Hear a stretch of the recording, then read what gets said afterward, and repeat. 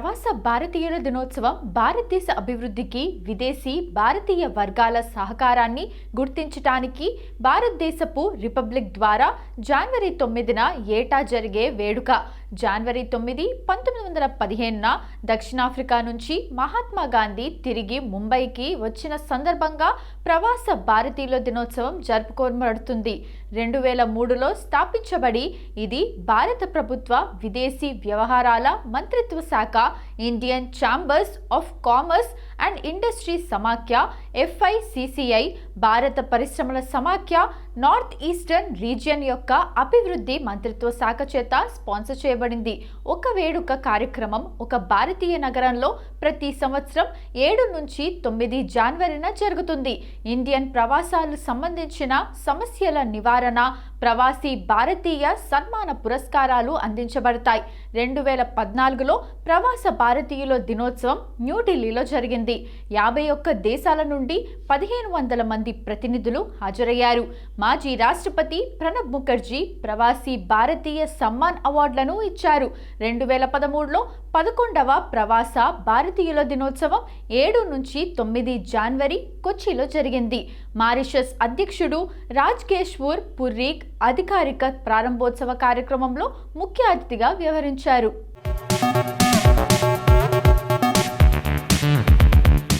12వ ప్రవాస భారతీయుల దినోత్సవం 2014 జనవరి 7 నుంచి 9న న్యూఢిల్లీలోని విజ్ఞాన్ భవన్లో జరిగింది. 13వ ప్రవాస భారతీయుల దినోత్సవం గుజరాత్లోని గాంధీనగర్లోని మహాత్మా మందిర్ వద్ద జనవరి 7 నుంచి 9, 2015న జరిగింది. 14వ ప్రవాస భారతీయుల దినోత్సవం 2016 7 నుంచి 9 జనవరిలో న్యూఢిల్లీలో జరిగింది.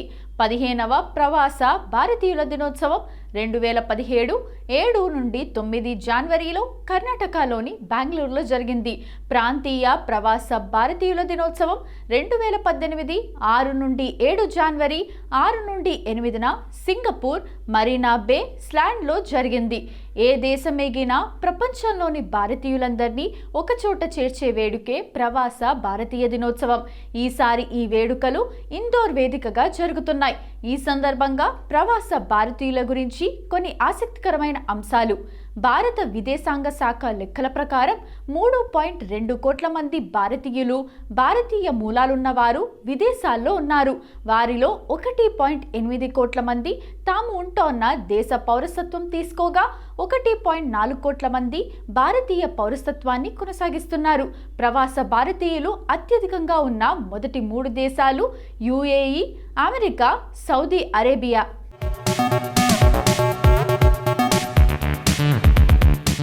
ప్రవాస భారతీయులు భారత సంతతి వారు కలిపి ఎక్కువగా ఉన్నది మాత్రం అమెరికాలో. వీరి సంఖ్య 45 లక్షలు. ఆ దేశ జనాభాలో వీరిది 1.2%. ప్రపంచ బ్యాంకు అంచనా ప్రకారం 2002లో ప్రవాసులు స్వదేశానికి పంపిన మొత్తం 8.2 లక్షల కోట్లు. ఈ విషయంలో ప్రపంచంలోనే భారత్ది అగ్రస్థానం. గతానికి భిన్నంగా ప్రస్తుతం గల్ఫ్ దేశాల నుంచి కాకుండా అమెరికా, కెనడా, UK, సింగపూర్ లాంటి దేశాల్లో ఉన్నత స్థాయి ఉద్యోగులు చేస్తున్న వారి నుంచి ఎక్కువ మొత్తం వస్తుంది.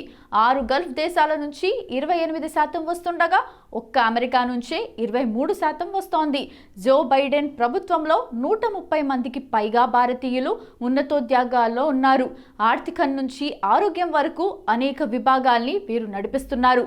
భారతీయుల్ని ఎక్కువగా కలవరపెడుతున్న అంశం మేధో వలస. Organisation for economic cooperation and development లెక్కల ప్రకారం వలసపోతున్న నిపుణులు, విద్యావంతుల్లో భారతీయులే ఎక్కువ.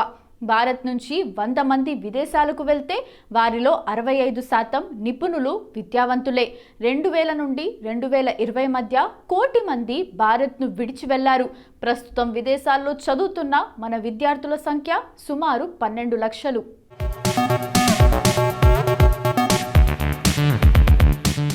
2024 చివరికి వీరి సంఖ్య 18 లక్షలు ఉంటుందని రెడ్ స్ట్రీట్ స్ట్రాటజీ కన్సల్టెంట్ సంస్థ చెప్పింది.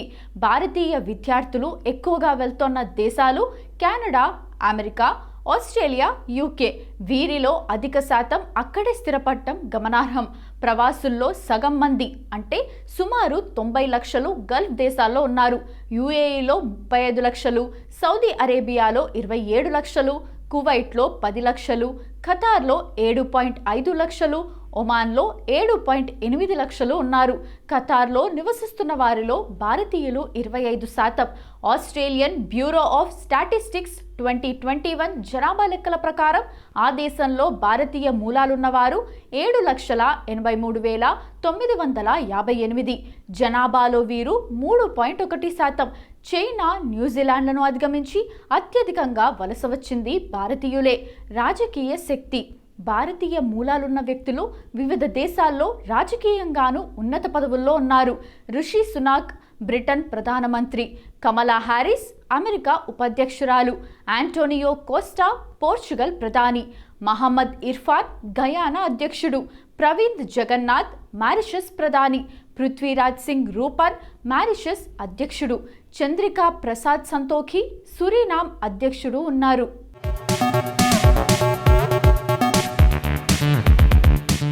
ఇక లియో వరాద్కర్ ఐర్లాండ్ ప్రధానమంత్రి, హాలిమా యాకబ్ సింగపూర్ అధ్యక్షురాలు, వేవెల్ రామ్ కాలవాన్ సీషెల్స్ అధ్యక్షుడు. 2003 నుంచి జనవరి 9న ప్రవాస భారతీయ దినోత్సవాన్ని జరుపుతున్నారు. 1915లో మహాత్మా గాంధీ దక్షిణాఫ్రికా నుంచి భారత్కు తిరిగి వచ్చింది ఈ తేదీనే. వ్యాపార నాయకత్వం.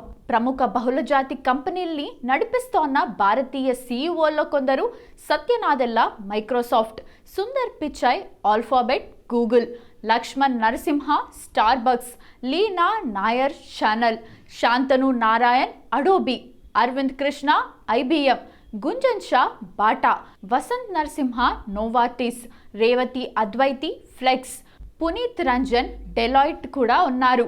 ప్రవాసీ భారతీయ దివస్ పీబీడీ అనేది విదేశాల్లో ఉన్న భారతీయ ప్రవాసీల విజయాలను ప్రపంచం ముందుకు తీసుకురావాలనే ఉద్దేశంతో ప్రతి ఏటా జనవరి 9న జరుపుకునే వేడుకలు.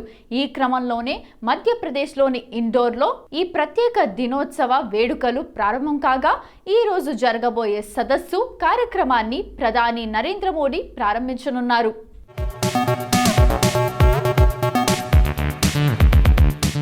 ఇందులో భాగంగా ఆదివారం జరిగిన యూత్ ప్రవాసీ భారతీయ దివాస్ కార్యక్రమంలో కేంద్ర మంత్రులు ఎస్ జైశంకర్, అనురాగ్ ఠాకూర్ ప్రసంగించారు. వారితో పాటు ఈ కార్యక్రమానికి గౌరవ అతిథిగా ఆస్ట్రేలియా పార్లమెంట్ సభ్యురాలు జనేటా మాస్కరేన్హాన్ హాజరయ్యారు. జనవరి 8న మొదలైన ఈ వేడుకలు ఈ నెల 10 వరకు కొనసాగుతాయి.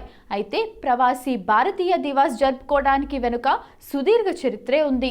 ఆ చరిత్రలో జాతిపిత మహాత్మా గాంధీ కూడా భాగమే. ఇక 2003 నుంచి దేశంలో ప్రవాసీ భారతీయ దివాస్ను జరుపుకుంటున్నారు. జనవరి 9 ప్రత్యేకత. జనవరి 9 అనేది భారత జాతిపిత మహాత్మా గాంధీ దక్షిణాఫ్రికా నుంచి స్వదేశానికి వచ్చిన రోజు. ఆ కారణంగానే ప్రవాసీ భారతీయ దివస్గా జరుపుకోవటానికి ఈ రోజును ఎంచుకున్నారు. ఎల్ఎం సింఘ్వి నేతృత్వంలోని భారతీయ ప్రవాసులపై ఉన్నత స్థాయి కమిటీ జారీ చేసిన సిఫార్సుల మేరకు ప్రవాసీ భారతీయ దినోత్సవాన్ని జరుపుకోవాలని నిర్ణయం తీసుకున్నారు. నాటి ప్రధాని అటల్ బిహారీ వాజ్పేయి ప్రకటన తర్వాత ప్రవాసీ భారతీయ దివాస్ను జరుపుకోవాలని నిర్ణయించుకున్నారు.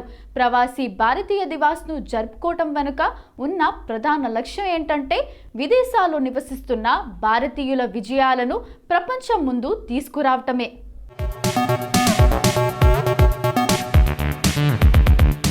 ఇప్పటి వరకు ప్రవాస భారతీయుల దినోత్సవం గురించి మనకు తెలియని కొన్ని ఆసక్తికరమైన నిజాలు తెలుసుకున్నాం కదా. మరి జనవరి 9వ తేదీన ఒక్కసారి చరిత్రలోకి వెళ్ళి చూస్తే ఎంతో మంది ప్రముఖుల జన్మాలు జరిగాయి. మరి ఒక్కసారి చరిత్ర పుటల్లోకి వెళ్ళి నేడు జన్మించిన ప్రముఖులు ఎవరో తెలుసుకుందాం రండి.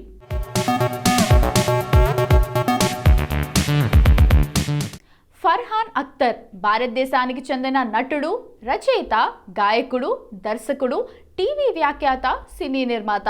ఆయన 2001లో ఎక్సెల్ ఎంటర్టైన్మెంట్ ద్వారా దిల్ చాతా హై సినిమాను నిర్మించి దర్శక నిర్మాతగా సినీ రంగంలోకి అడుగుపెట్టి 2008లో రాక్ ఆన్ సినిమా ద్వారా హీరోగా అరంగేట్రం చేశాడు. అఖ్తర్ దర్శకుడిగా అరంగేట్రం చేసిన కమింగ్ ఏజ్ చిత్రం దిల్ చాతా హై వాస్తవిక ఆధునిక భారతీయ యువతను చిత్రీకరించినందుకు విమర్శకుల ప్రశంసలు అందుకున్నాడు. ఉత్తమ హిందీ చిత్రానికి జాతీయ అవార్డు, ఉత్తమ చిత్రం క్రిటిక్స్, ఉత్తమ ఫిల్మ్ఫేర్ అవార్డులను గెలుచుకున్నాడు. స్క్రీన్ ప్లే, ఆ తర్వాత అతను యుద్ధ చిత్రం లక్ష్య, యాక్షన్ థ్రిల్లర్ డాన్, దాని సీక్వెల్ డాన్ 2కి దర్శకత్వం వహించాడు. ఫర్హాన్ అఖ్తర్ ముంబైలో జనవరి 9, 1974న జన్మించాడు.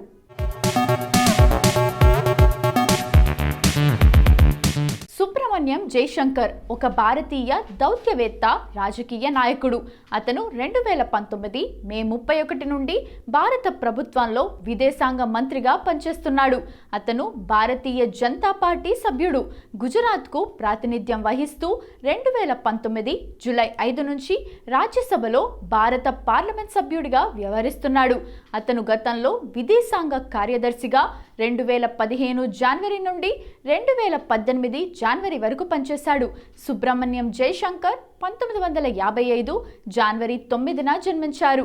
1977లో భారత విదేశాంగ సేవా అధికారిగా ప్రభుత్వోద్యోగంలో చేరాడు. 2014-15 సంవత్సరాల్లో యునైటెడ్ స్టేట్స్ ఆఫ్ అమెరికాలో, 2009 నుండి 2013 చైనాలో, 2001 నుండి 4 వరకు చెక్ రిపబ్లిక్లో భారత రాయబారిగా పనిచేశాడు.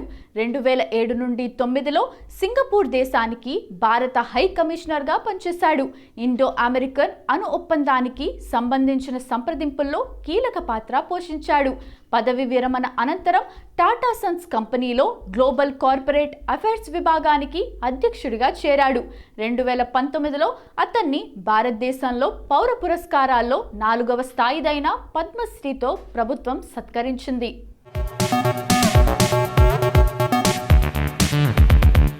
ఫరా ఖాన్ భారతీయ సినిమా దర్శకురాలు, నిర్మాత, నటి, నృత్య దర్శకురాలు. ఆమె ఎన్నో బాలీవుడ్ సినిమాల్లో నృత్య దర్శకత్వం చేసింది. ఆమె నృత్య దర్శకత్వం వహించిన చాలా పాటలు అత్యంత గుర్తింపు పొందాయి. ఆమె 80 సినిమాల్లో దాదాపు 100 పాటలకు నృత్య దర్శకత్వం చేసింది. తర్వాత ఫరా ఖాన్ దర్శకురాలిగా మారింది. అలాగే ఆమె అంతర్జాతీయ సినిమాలైన Marigold, an adventure in India, Monsoon Wedding, China సినిమా, పెర్హాప్స్ లవ్ వంటి సినిమాల్లో పనిచేసింది. ఫరా ఖాన్ 1965 జనవరి 9న జన్మించారు.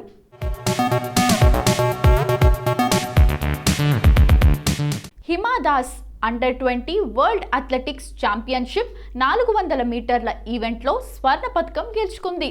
ప్రపంచ అథ్లెటిక్స్లో గోల్డ్ మెడల్ సాధించిన తొలి భారతీయ మహిళా అథ్లెట్గా హిమా దాస్ చరిత్ర సృష్టించింది. అంతర్జాతీయ ట్రాక్ మీద పరుగులు మొదలుపెట్టిన తర్వాత కేవలం 18 నెలల్లోనే ఈ విజయం సాధించింది. ఈ బంగారు పతకం జూనియర్ విభాగంలో పొందిన సీనియర్, జూనియర్ విభాగాల్లో బంగారు పతకం పొందిన భారతీయ ఏకైక మహిళ హిమా దాస్. 18 ఏళ్ల హిమా దాస్ అస్సాంలోని నాగియోన్ జిల్లాలోని డింగ్ గ్రామానికి చెందిన హిమా దాస్ రైతు కుటుంబంలో 2000 జనవరి 9న జన్మించింది. తండ్రి పేరు రోంజిత్ దాస్, తల్లి పేరు జొనాలి దాస్. కుటుంబంలోని 4 పిల్లల్లో హిమా దాస్ చివరిది. ఆమె తండ్రి స్థానికంగా వరి పండించే రైతు. చిన్నతనం నుండి క్రీడలపై మక్కువ కనిపించే హిమా దాస్ ప్రపంచ ట్రాక్ ఈవెంట్ ప్రస్థానం అంచెలంచెలుగా సాగింది. తండ్రితో పాటు పొలం పనికి వెళ్లేది. ఆమె జననం 9 జనవరి 2000. 4 పిల్లలున్న కుటుంబంలో అందరికంటే చిన్న అయినా బరువు బాధ్యతలు మాత్రం ఎక్కువే.